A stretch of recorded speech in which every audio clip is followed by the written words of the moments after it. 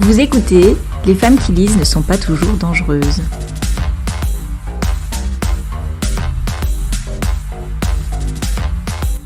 Ce podcast est né d'une rencontre, celle de passionnés de littérature assez éclectiques qui se retrouvent jurés d'un même prix littéraire, le Grand Prix des lectrices L. Cette passion pour les livres s'est très vite transformée en amitié et les discussions et rencontres se sont prolongées au-delà de la remise des prix. Depuis, nous continuons à nous prêter nos coups de cœur, comme nos déceptions littéraires, à nous réunir autour d'un thé, à parler de livres bien sûr, mais pas seulement. Depuis, nous continuons à partager cet amour pour les livres qui nous permet de nous évader, d'apprendre, de rêver et de comprendre le monde qui nous entoure, entre nous et sur nos réseaux. Et puis, il y a eu ce projet de se dire « et si ?» Et si nous aussi on parlait de littérature autrement qu'à l'écrit? Et si on s'imprégnait de nos émissions radiophoniques et télévisuelles préférées pour créer la nôtre? Et si on prolongeait nos débats auprès de vous? Et si on faisait découvrir des nouveaux romans, des premiers, des connus, des inconnus? Et ces « et si » nous ont poussés à nous lancer dans ce projet de podcast littéraire, et c'est ainsi qu'est né « Les femmes qui lisent ne sont pas toujours dangereuses », dont vous écoutez la première émission. L'invincible été de Liliana, de Cristina Rivera Garza.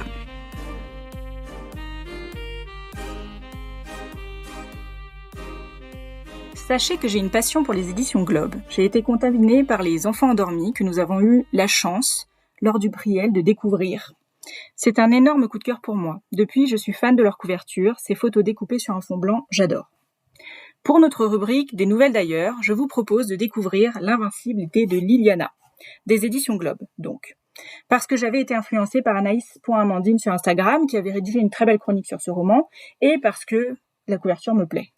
On y regarde une femme en maillot et bonnet de bain, entrer avec majesté, complètement dans une eau bleu-vert. J'imagine qu'avant de percer l'eau avec ses mains, cette femme a effectué un plongeon acrobatique. En tout cas, moi, ça me parle. Cette photo, elle est belle, et après avoir lu le livre, je ne saurais dire pourquoi ce choix, finalement, est le bon pour moi. Alors cette œuvre n'est pas joyeuse, elle est dure, il y a une atmosphère létale palpable sur chaque page, et j'y reviendrai car c'est ce qui m'a le plus marqué. Le 16 juillet 1990, à Mexico, Liliana, étudiante en architecture, a été assassinée par son compagnon.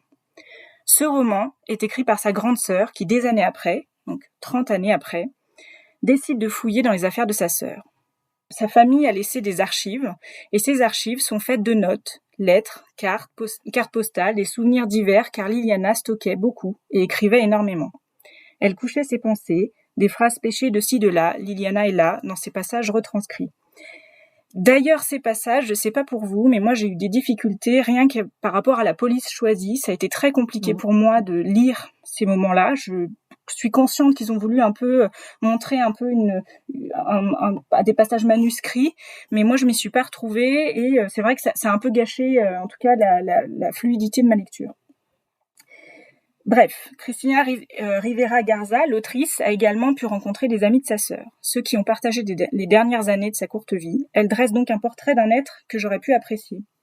L'autrice le dit elle-même, par cet écrit, elle essaye d'explorer la mort de Liliana, mais également sa vie. Il n'y a pas que l'horreur dans cette vie qui nous est racontée, il y a sa vie étudiante, ses amis, ses sorties. Mais il y a aussi des pas de côté, car Liliana est le point de rencontre avec la grande épidémie silencieuse, j'emprunte les mots de l'autrice, cette épidémie silencieuse qui est le féminicide. Car à chaque grande étape de l'histoire de sa sœur, donc on va avoir la rencontre justement avec ce compagnon, la première mise à distance, puis de nouveau l'emprise, donc elle fait des parallèles terrifiants avec des études sur le sujet. Elle s'appuie notamment sur le livre No Visible Bruises, écrit par Rachel Louise Snyder, journaliste d'investigation, et écrivaine américaine, qui explique par exemple, donc ça c'est un des exemples de son livre, qui explique que les violences domestiques sont la troisième cause de sans-abrisme. Et elle donne plein d'exemples justement sur les causes du féminicide, parce qu'au final, ce qui se joue dans ce livre, c'est que nous lisons Liliana et que nous avons à la fois les clés de compréhension de ce qu'elle est en train de vivre. On sait la fin de l'histoire, le meurtrier est là, il lui tourne autour. C'est réellement une ombre, tel un étau qui se referme sur sa proie. Liliana, dans ses écrits, passe par des étapes déchirantes, elle s'adapte à lui, elle le gère sans en parler. Elle sait le danger, elle le vit et elle est extrêmement jeune pour vivre ça. Il y a aussi cette lucidité, ce final qui m'a glacée. Et ce parallèle avec justement ce fameux livre No Visible Bruises est terriblement intelligent puisque j'apprends que quand la lucidité apparaît chez les femmes sous emprise, c'est là que le danger est le plus important. C'est donc une histoire de violence domestique, écrite par une sœur endeuillée. Je trouve cet acte valeureux. J'ai beaucoup de respect pour cette femme et j'ai encore appris beaucoup sur le féminicide grâce à ce livre-là. Et donc, je vous laisse la parole. Qu'est-ce que vous en avez pensé ? Moi, de mon côté, ce que j'ai beaucoup aimé dans ce livre, c'est qu'en fait, l'autrice rend hommage à sa sœur. Et ça, il faut le souligner. C'est qu'en fait, elle essaie vraiment de montrer que derrière, effectivement, l'acte dont elle parle, le féminicide, de la mort, elle veut rendre plutôt sa sœur vivante. Donc, elle parle de sa vie, de qui était cette jeune femme, de comment elle s'est construite, de l'importance qu'elle a eue dans la vie de ses camarades, de sa famille, du fait qu'elle était très joyeuse.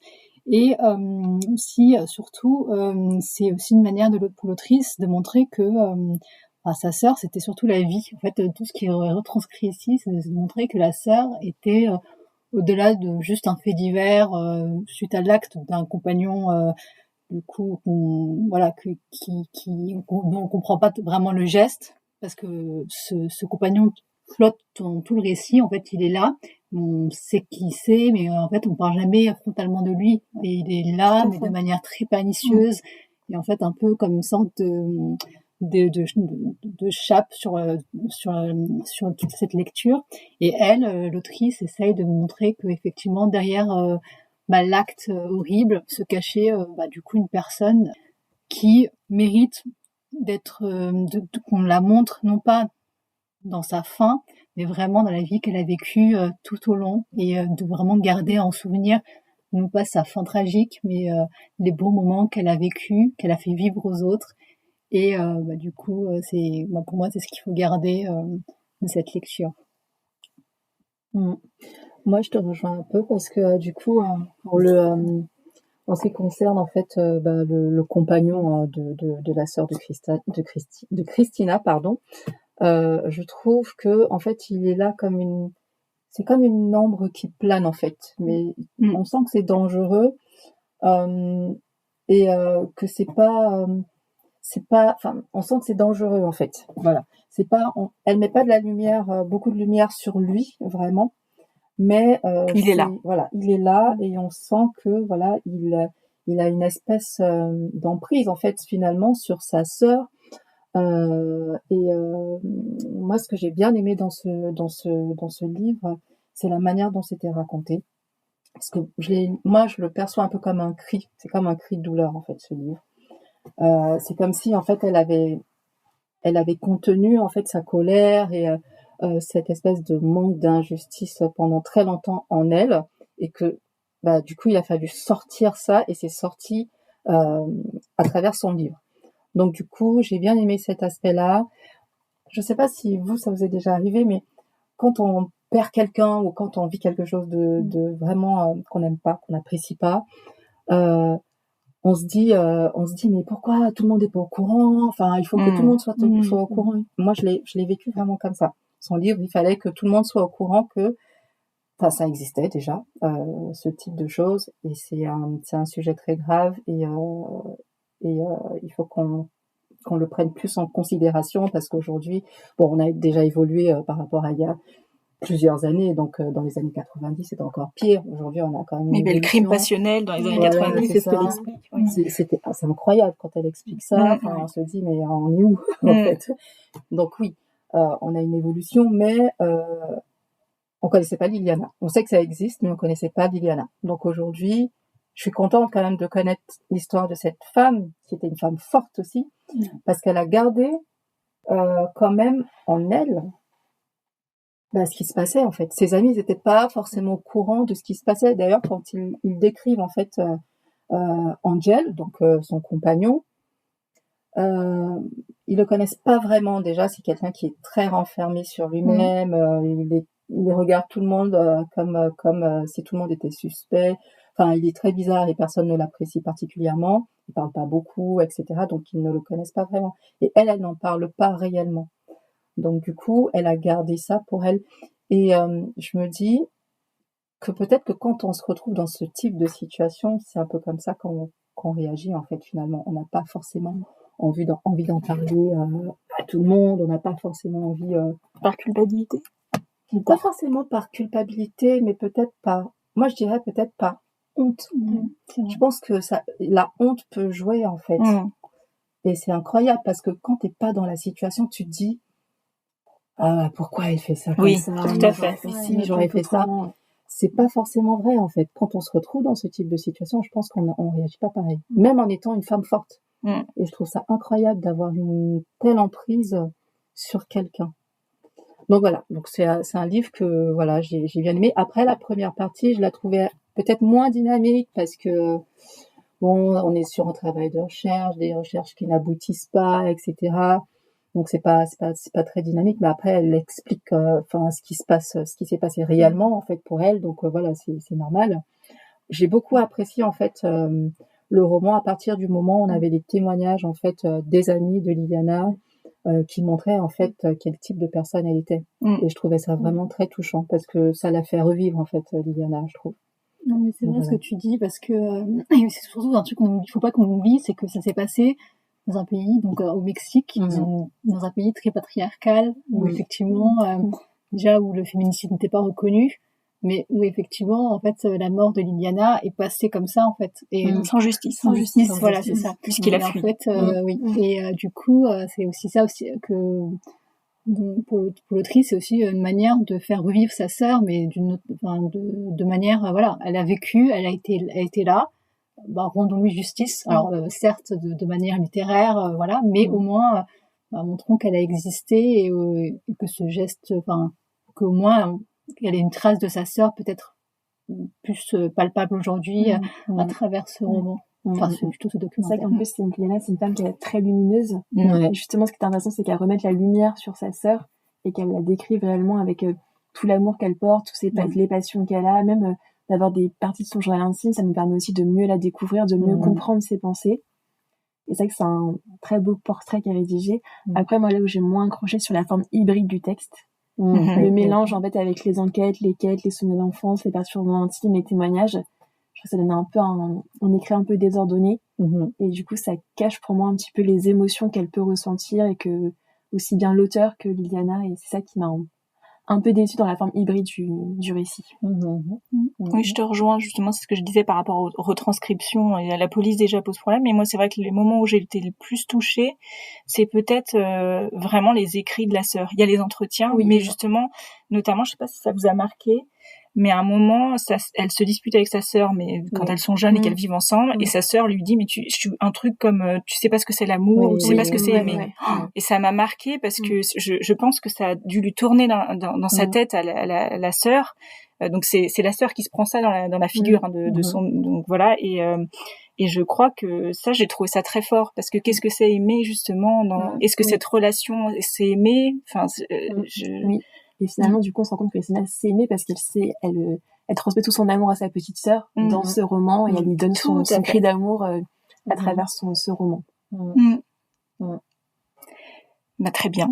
Je suis contente parce qu'en plus c'est vrai que c'est moi qui ai choisi ce livre, et du coup voilà, c'est un peu lourd, mais en tout cas moi j'avais envie, parce que de toute façon la couverture je l'aime, voilà, au-delà de ça, c'est que je trouve que c'est très intéressant de lire ce livre là. Je pense que après c'est une édition qui transmet beaucoup de témoignages. Tout à fait. Ces témoignages qui sont souvent forts, qui sont souvent liés à une personne d'une famille.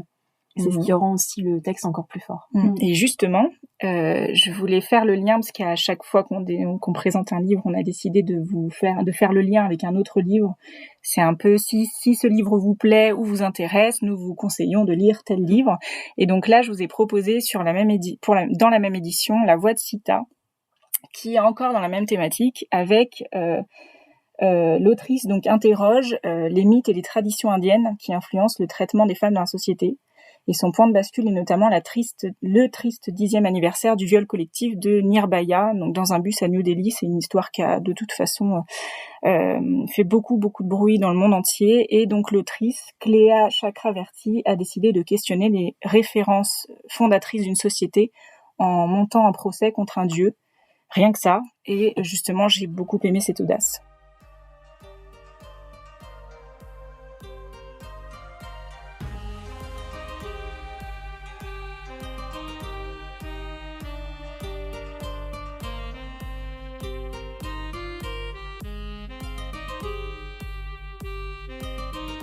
Betty de Tiffany McDaniel.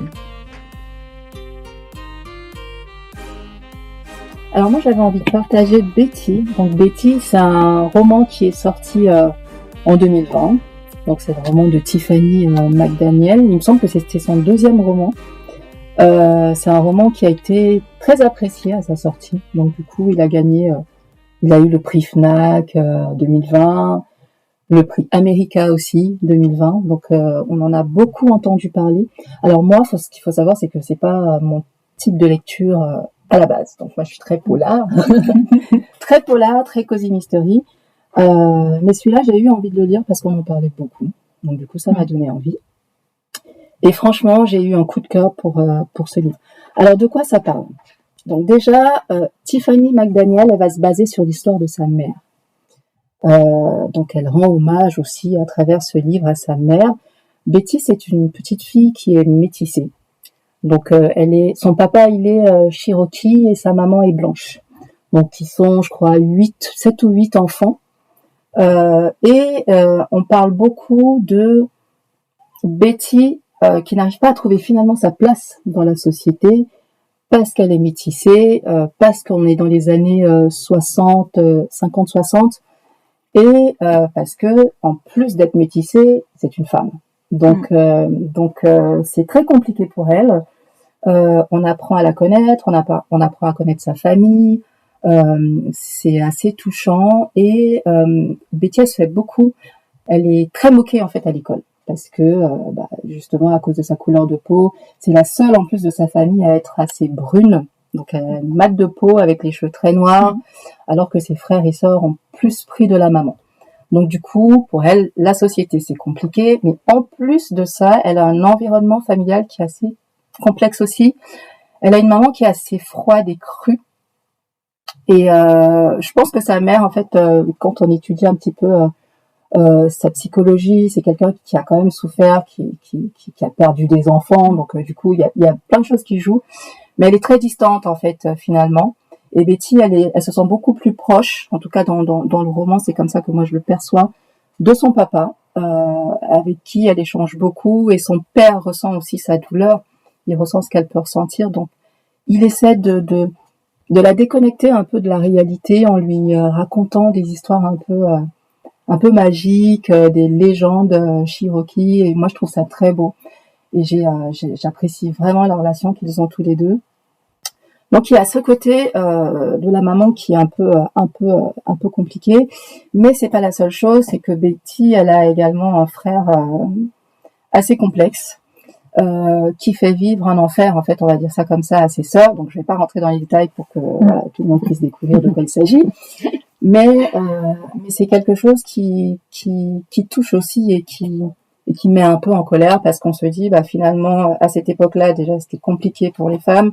Mais en plus de ça, il y a certains hommes qui profitaient du fait que, les femmes soient considérées comme en dessous.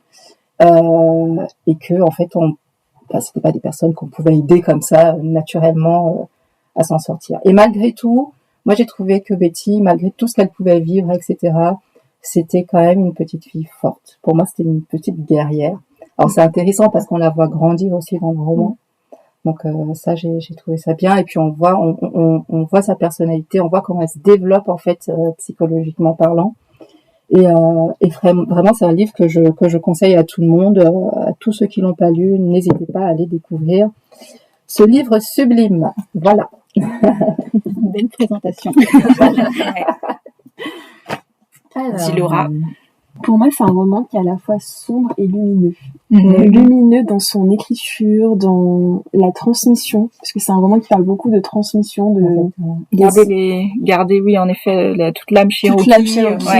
Garder aussi, apprendre à reconnaître des plantes, apprendre aussi à préparer des potions, apprendre aussi à s'accepter. Donc on est beaucoup dans la transmission, dans les rites de passage, et le lien en fait entre le père et la fille. Et Betty pour moi est formidable, il est très très touchant, il est très très fort, et c'est vraiment la partie du roman que j'ai le plus aimé. C'est les passages entre le père et Betty. Donc voilà pour moi la partie lumière du roman, et il y a quand même une partie un peu plus noire dans l'histoire avec justement les drames.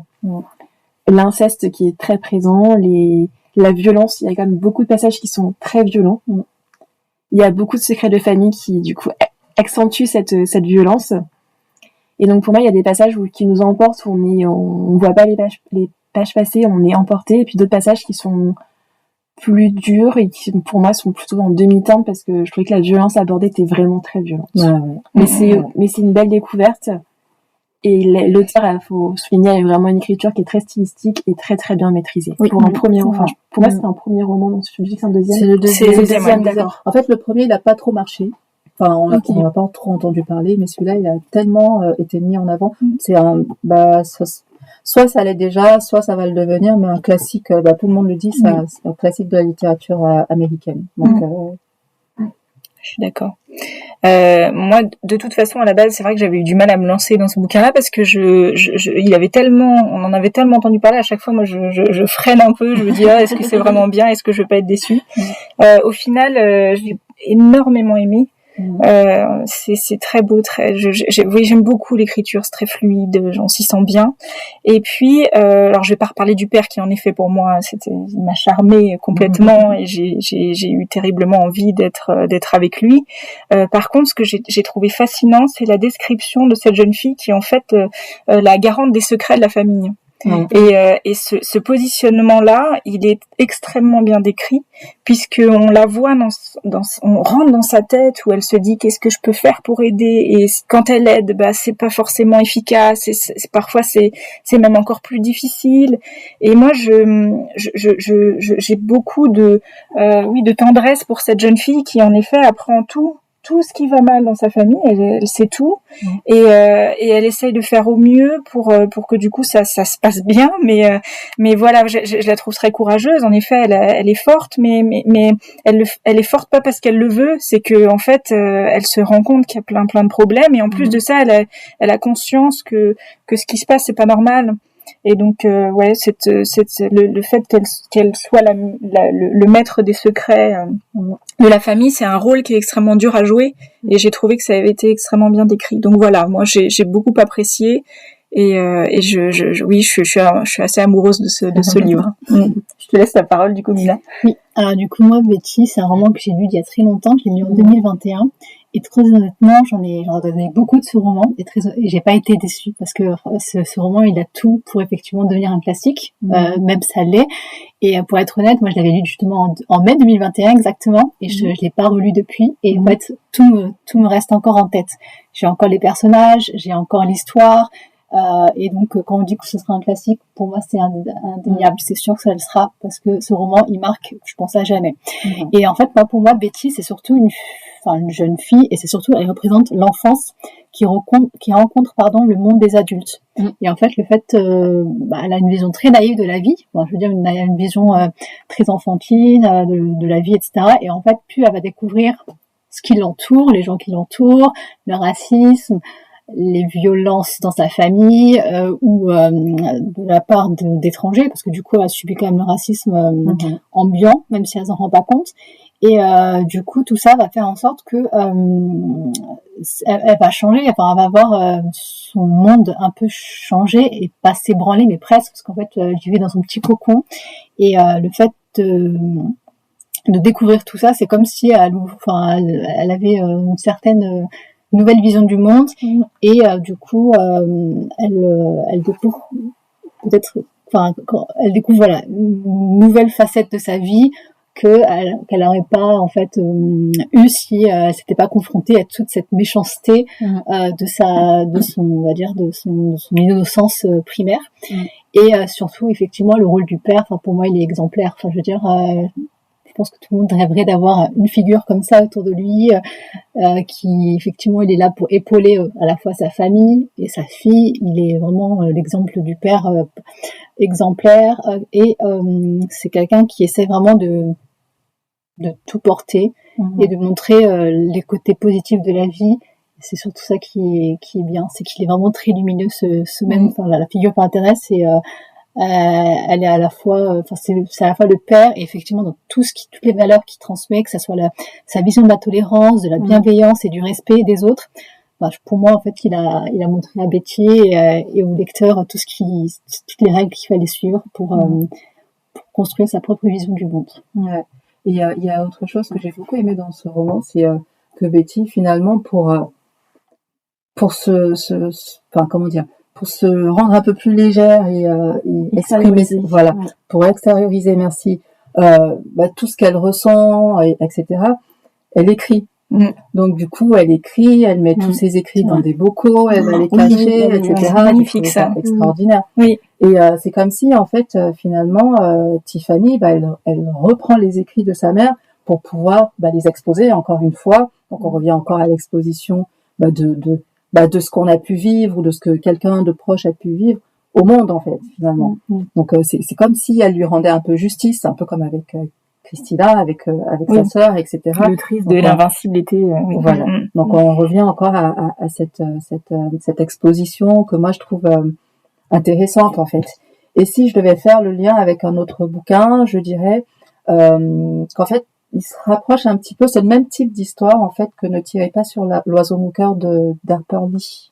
Ah, dans l'enfance? Oui. Dans oui, c'est vrai. Donc, ça, j'en ai entendu aussi parler. Il y en a plein qui faisaient un peu le rapprochement avec ce bouquin-là. Donc, du coup, si vous avez lu cet auteur, peut-être que vous allez apprécier également Betty.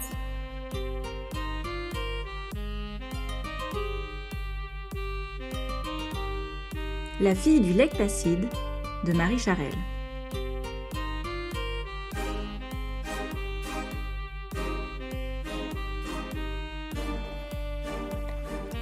Alors pour parler d'un roman d'actualité, un roman qui vient de sortir, on a choisi La fille du lac Placide de Marie Charelle, qui est sorti du coup aux éditions Les Audacieuses. Et aux éditions Les Pérégrines, pardon. Et au fil des chapitres et des temporalités, Lana Del Rey, du coup, elle devient Elisabeth, Lizzie, Lana Del Rey. Avant d'être l'artiste mondialement connue et reconnue, elle fut l'adolescente rêveuse à Lake Placid et la chanteuse en quête de succès à New York. Le roman y mêle fiction et éléments biographiques, et l'auteur du coup compte de façon onirique et poétique la vie de l'artiste, tout en intercalant sa rencontre avec la chanteuse folk Joan Baez. En 2019, au cœur de la forêt californienne, Lana Del Rey rencontre son idole, Joan Baez. Elle a une demande à lui faire, chanter en duo avec elle la célèbre chanson Diamonds and Rust, lors d'un prochain concert. Tout en racontant la rencontre entre les deux femmes de générations différentes, la naissance de la chanteuse prend forme au fil des pages. De la chorale de son lycée aux petites scènes new-yorkaises, des carnets noircis pour exprimer la mélancolie qui l'attire vers la noirceur et ses démons, aux poèmes qui prennent vie en chansons.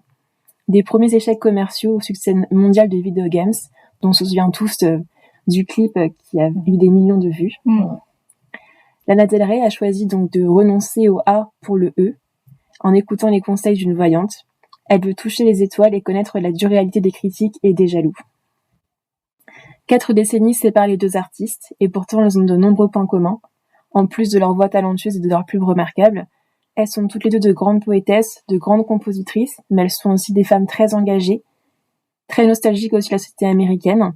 Elles rêvent d'une société qui soit plus juste, plus bienveillante. Ce sont deux femmes d'une grande sensibilité, et elles ont aussi un don, celui de voir l'invisible. L'auteur raconte du coup cette société basée sur le paraître et la critique. Cette société dont Joan Baez a choisi, elle, de s'en éloigner en trouvant refuge au milieu des arbres. Chacune des deux compositrices ont tiré leurs failles et leurs différences, et leurs forces se ressentent donc dans leurs chansons. Elles se fient à leur intuition, aux signes de la nature et aux symboles des mots. C'est un roman qui raconte la femme sous les paillettes et le trait d'eyeliner, un roman qui raconte surtout la magnifique rencontre entre deux artistes. Il y a beaucoup de sensibilité, de douceur, de poésie, et pour moi c'est un coup de cœur. Ok. Moi, je vais arriver derrière avec. Non, je suis pas là pour faire du mal à ce livre, puisqu'en fait, j'ai un grand respect pour les livres d'une manière générale, et en fait, je reconnais tout à fait, en tout cas la plume. Moi, j'ai apprécié. C'est assez agréable à lire, même très agréable à lire. J'ai vraiment rien contre ça, en tout cas. Mais c'est plus. On va dire, ça m'a pas beaucoup intéressée. On va dire, en effet, je connais la chanteuse. Je connaissais pas par contre l'autre chanteuse. Mais en tout cas, Lana Del Rey, je connais ses chansons, j'apprécie, j'aime bien la femme. Et par contre, oui, en effet, j'ai découvert son histoire. Ça c'est un fait. J'ai beaucoup apprécié justement ça, mais d'une manière générale, c'était peut-être pas le bon moment pour moi pour ce livre ou ce genre de choses, mais bon, oui, et c'est ça que j'ai envie de dire. Il y a par contre une scène que j'ai adorée, et c'est pour ça que je pense que finalement je suis contente aussi de l'avoir lue, c'est la scène de la bûche et du milkshake. Je suis désolée, mais cette scène, je l'adore. Elle est assez incroyable, je l'ai trouvée d'une douceur, et il y a beaucoup de magie dans cette scène-là, et je vous laisse vraiment la découvrir parce que peut-être rien que pour ça. En tout cas, de mon point de vue, en tout cas, j'ai aimé ce moment-là. Mais voilà, ce livre va pas me marquer. Après, voilà, l'autrice, je pense que je ne lui ferme absolument pas la porte puisque je pense que je découvrirai d'autres choses d'elle. Voilà. Mina. Alors moi, du coup, ce roman, je l'ai trouvé un peu irréel, même très irréel. Il y avait beaucoup de choses qui, dans la manière dont il a été raconté. Alors effectivement, les deux chanteuses existent, mais dès le départ, l'autrice le souligne. C'est vraiment une fiction. C'est pas du tout comme ça que ça s'est passé. Elle a vraiment donné une voix à chacune des deux pour expliquer comment elles se sont rencontrées. Mais moi, il me manquait quelque chose. Alors peut-être parce que je ne connaissais pas très bien l'univers musical de ces deux femmes, donc forcément, j'ai pas réussi à être imprégnée, on va dire, à 100%. Mais ce qui m'a vraiment, on va dire, séduite tout le long du roman, et ça c'est indéniable, c'est l'écriture. Là, j'ai été plongée dedans, et en fait, j'ai tourné les pages, elles sont vraiment toutes seules, mais je pense que ça aurait pu être sur n'importe quel sujet. J'aurais tourné les pages de la même manière, et c'est pas forcément l'histoire qui m'a plu, c'est plus l'écriture. Après, bien sûr, j'ai appris sur Lana Del Rey, que je connaissais juste de nom, mais que je connais peu de manière dans toutes ses musiques ou autres. Mais c'est vrai que du coup, c'est un roman qui nous imprègne, qui nous emporte. Mais je pense, en tout cas à l'heure où je parle, je sais pas s'il va me rester longtemps. Peut-être que je me trompe, mais il y a quelque chose qui m'a manqué pour que ça soit un coup de cœur, alors que c'est bizarre, l'écriture est très belle, la manière dont ça a été fait, effectivement, il y a des petits passages qui sont rigolos, il y a aussi des passages qui sont un peu qui frôlent un peu avec le paranormal, entre la voyante, l'apparition de la mort. Il y a vraiment plein de choses qui vont pas, mais l'amitié de Lana Del Rey quand elle était jeune avec un ami qui disparaît, qu'elle pense retrouver. Enfin, il y a vraiment beaucoup de choses. Et je pense que si on connaît peut-être la chanteuse, et on peut peut-être se retrouver dans ses paroles, dans ses chansons. Mais c'est vrai que moi, il m'a manqué cette partie-là, et du coup, j'ai été un peu, pas perdue, mais voilà, je pense qu'il m'a manqué une clé pour comprendre l'intégralité du roman. Mais par contre, l'écriture est vraiment très très belle. Et juste pour découvrir ce roman, rien que pour l'écriture, voilà, même si on n'a pas aimé l'histoire, ou même si on n'a pas été accroché, l'écriture, la manière dont l'autrice nous porte, et du coup, rien que pour ça, il faut découvrir ce roman. Moi, je te rejoins un peu parce que je trouvais, c'est ce que tu disais, Laura, c'est assez poétique en fait finalement, et c'est vrai qu'on est embarqué en fait par l'écriture. Moi, j'ai trouvé qu'on était vraiment embarqué par l'écriture, c'est fluide, ça se lit très facilement. Moi, c'est pareil. Alors, Lana Del Rey, je la connais en tant qu'artiste, de loin. C'est vrai que je connais deux trois choses qu'elle a faites, mais ça m'a permis effectivement d'en savoir un peu plus sur elle, sur certaines choses qu'elle a pu vivre aussi dans sa vie en fait en tant qu'artiste, ou même avant de devenir artiste, que moi je connaissais pas du tout parce que c'est pas une artiste que je suis de très près, donc il y a des éléments de sa vie que je connaissais pas. Moi j'ai aimé l'histoire de l'amitié entre ces deux femmes, qui était pas facile au début parce que du coup la deuxième chanteuse, comme je connaissais pas du tout, je connaissais pas du tout, qui est très caractérielle, qui aimerait bien rester dans sa zone parce que elle aussi en tant qu'artiste, elle a vécu des choses qui étaient pas forcément cool. Du coup, de voir débarquer comme ça Lana Del Rey, qui me demande si elle veut bien chanter avec elle, non, j'ai pas envie. Donc du coup, j'ai bien aimé en fait l'évolution de la relation entre les deux. Parce qu'au début, elle était très fermée, et puis finalement, elle se rend compte que Lana Del Rey, même si elle a l'air un peu fragile, etc. C'est quand même une femme forte, quelque part, qui a vécu des choses. Qu'elles ont beaucoup de points communs. Exactement. À 30 ans d'écart, elles ont vécu quasiment des choses Des similaires. choses Et elles ont la même sensibilité, et puis elles ont beaucoup de points communs dans leur composition et dans leur rapport à la nature et à leur engagement. Exactement. Et donc, du coup, c'est ce qui lui permet de s'ouvrir un peu à elle et du coup, d'accepter de faire ce duo. Et donc, j'ai bien aimé la relation entre les deux. Après, effectivement, le livre n'a pas été un coup de cœur pour moi, mais j'ai passé un bon moment. Voilà. J'ai passé un bon moment de lecture. C'est pas un livre, parfois il y a des lectures, on commence, on se dit, oh, ça va être une corvée, moi je sais pas comment je vais terminer ce roman. Moi j'ai pas ressenti ça, en fait, avec ce roman. C'était un bon moment de lecture.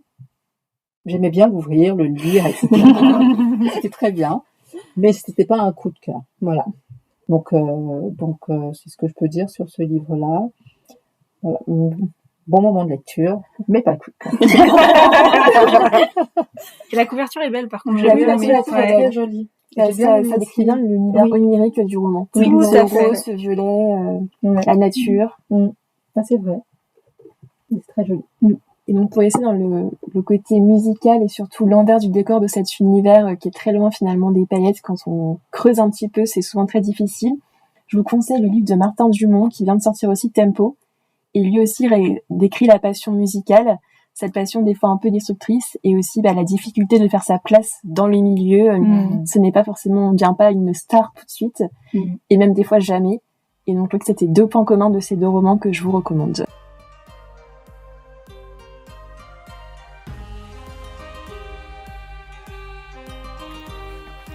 Pour cette rubrique, on a voulu faire une battle de livres de poche. C'est des livres qui sont sortis en broché l'année dernière, qui ont plutôt bien marché ou non, et en tout cas, et que du coup, qui sont bien de sortir en poche. Donc, on va être 2 contre 2. Donc, 2 personnes vont présenter un livre, les 2 autres vont devoir être convaincus ou pas d'agrandir leur pile à lire. Et pour cette première poche présentée, je laisse la parole à Mia et Karine. La femme du 2e étage de Jurica Pavicic.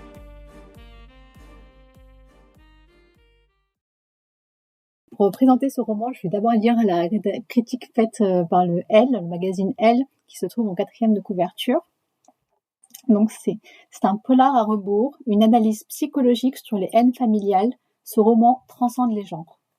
Alors effectivement, ce roman raconte une rencontre entre 2 personnes, entre Fran et Bruna, qui est presque une évidence. Le couple se forme rapidement et un mariage est célébré pour sceller leur union. N'ayant pas encore les fonds pour s'installer et être indépendants, ils déménagent et vont habiter dans l'ancienne maison de Fran.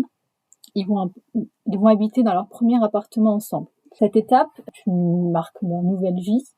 Et Bruna se rend compte qu'en s'installant dans la maison de son mari, elle ne va pas juste s'installer dans un nouveau lieu avec son mari, mais elle va récupérer une voisine qui est sa belle-mère. Et très vite, Bruna comprend qu'elle n'aura pas son indépendance, ni d'intimité, car tout doit être partagé avec la voisine du dessous. Donc, et c'est la femme du 2e étage. Et dès le départ, on comprend que Bruna est en prison. Donc, c'est pas un spoiler, on l'annonce dès le départ. Et au fur et à mesure des pages, on va essayer de comprendre le pourquoi du comment, pourquoi elle se retrouve là, qu'est-ce qu'elle a fait. Et ce récit va essayer d'expliquer ce qui a mené au fait qu'elle finisse du coup dans un centre pénitentiaire pour un meurtre. Et de qui? Voilà, donc sans le lien de cause à effet, les premières pages nous mettent tout de suite dans un univers carcéral. Et en fait, le lecteur, donc nous, on essaie de comprendre ce qui s'est passé et pourquoi la situation en est arrivée là.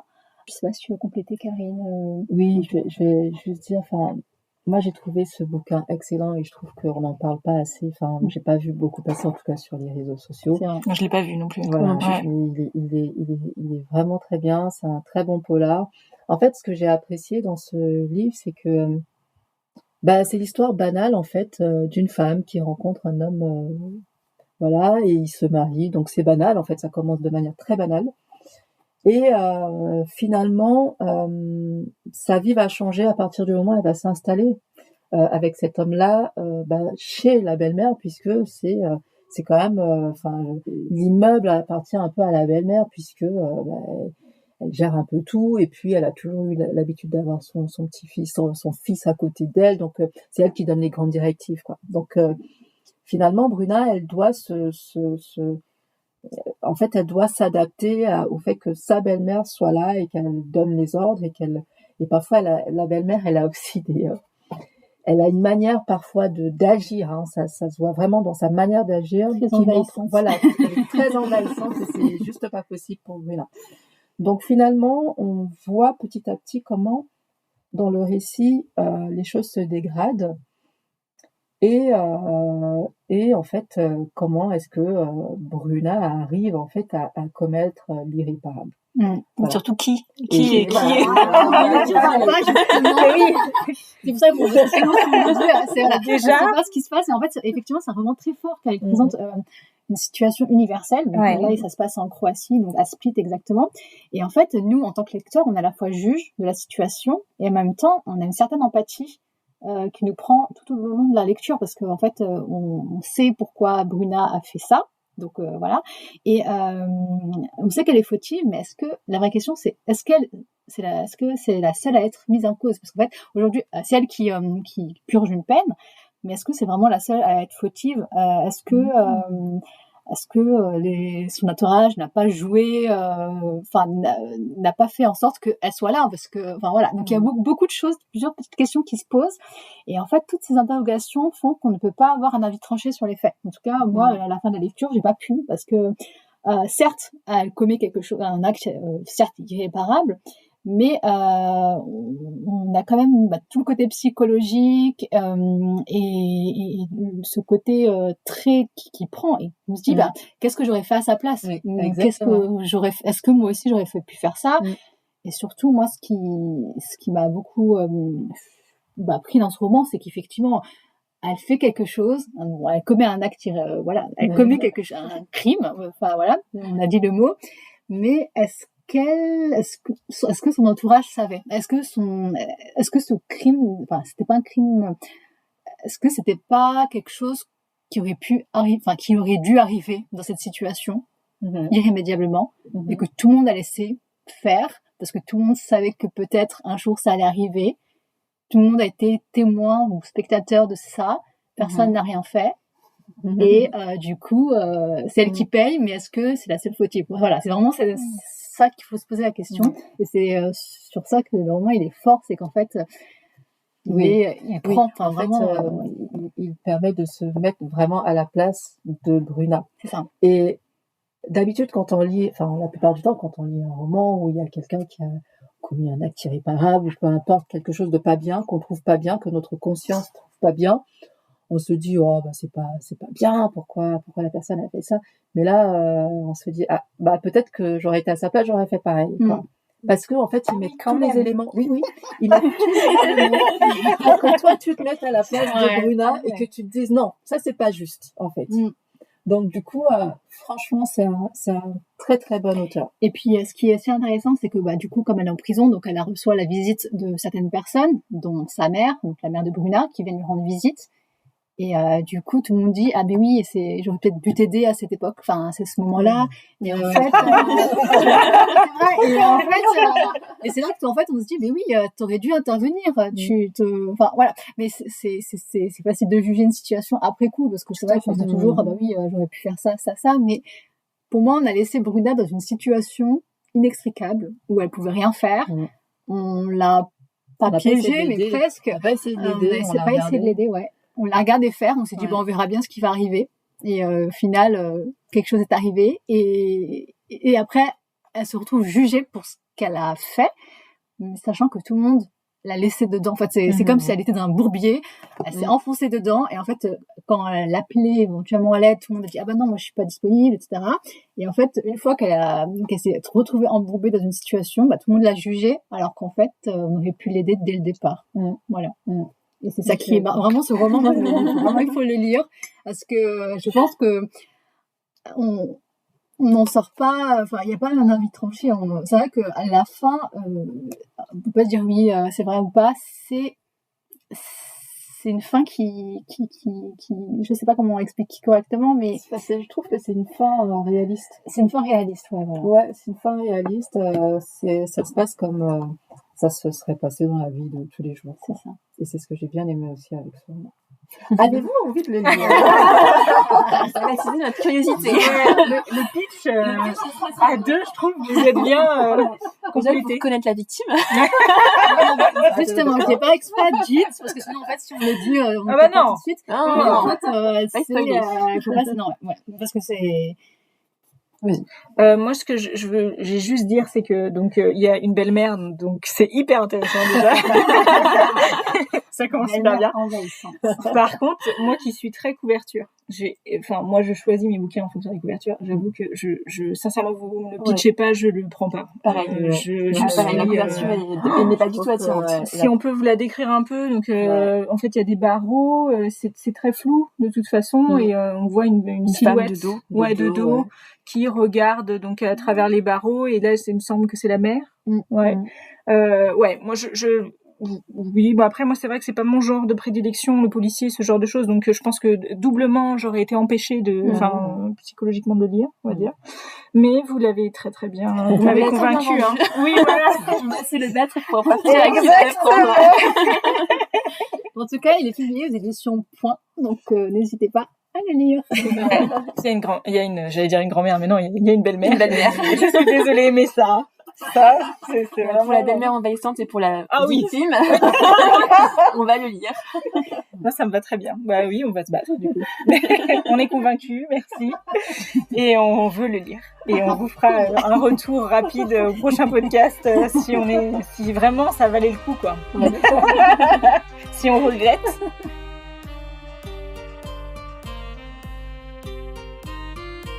Le bureau d'éclaircissement des destins de Gaëlle Nohan.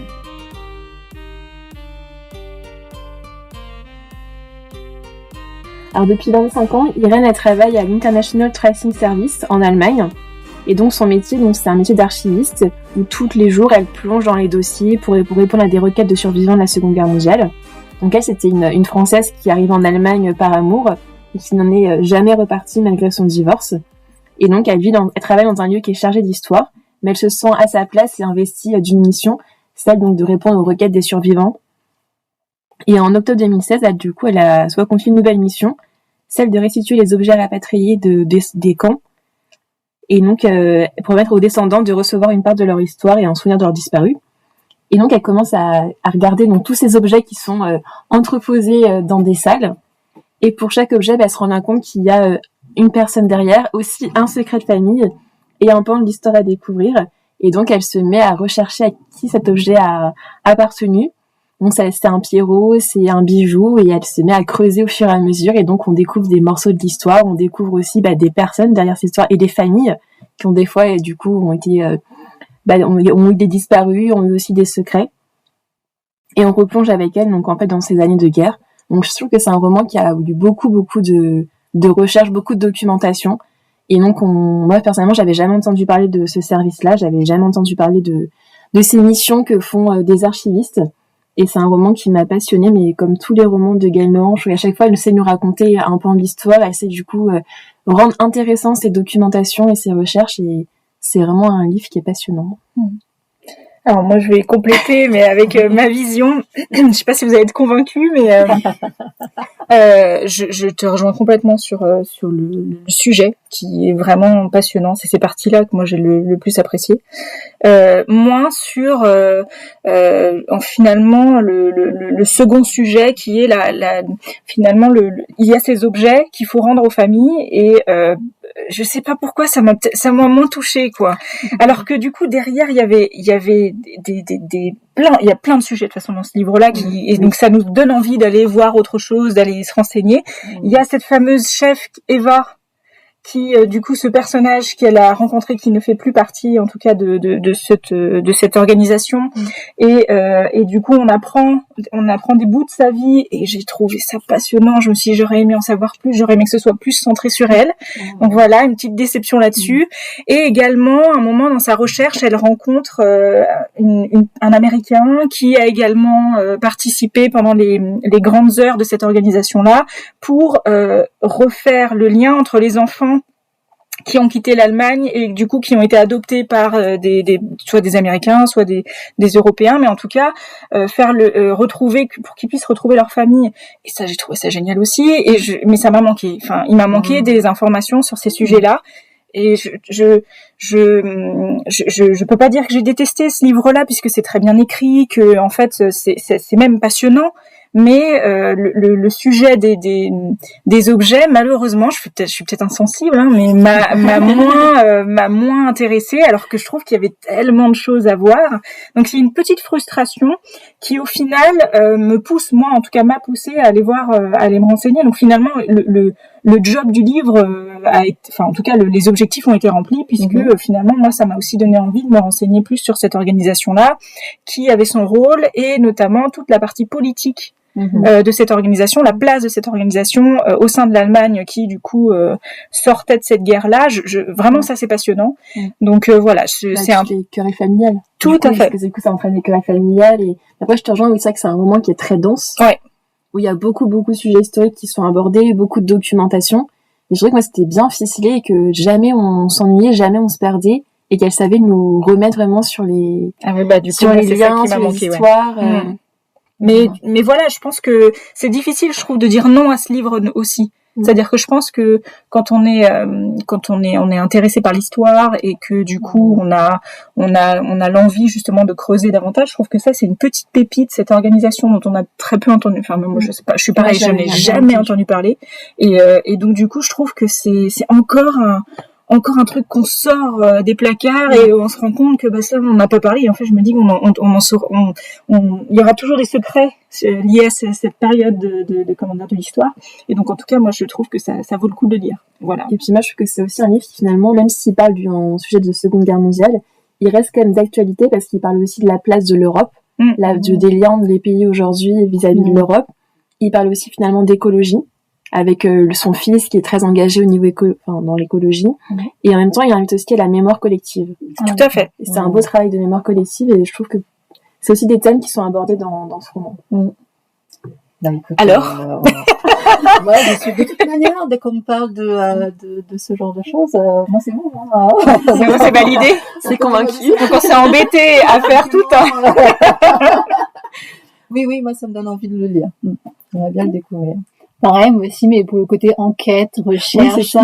Je suis assez toujours curieuse. C'est vrai que tout ce qui est, c'est pas d'archéologie, mais presque, c'est du travail d'archives, effectivement. Ce côté recherche qui doit vraiment être très prenant, mais en même temps, effectivement, derrière ces objets se cache une personne, parce que c'est pas juste un objet. Et moi aussi, j'aimerais bien le découvrir, pour le côté historique aussi. Avec chaque objet qui a son histoire et enfin moi je trouve ça bien. Je trouve l'idée sympa. Non, l'idée est pas bonne. Du coup pareil, il va falloir vous le filer. Et on fera un retour au prochain podcast. Merci de nous avoir écoutés. Mais en tout cas oui, moi ça me fait du bien à chaque fois de pouvoir confronter justement des idées sur des bouquins. En tout cas là-dessus, je trouve ça chouette. Et j'aimerais bien avoir votre retour aussi si je suis la seule à être insensible ou pas. Aidez-moi. À la prochaine fois.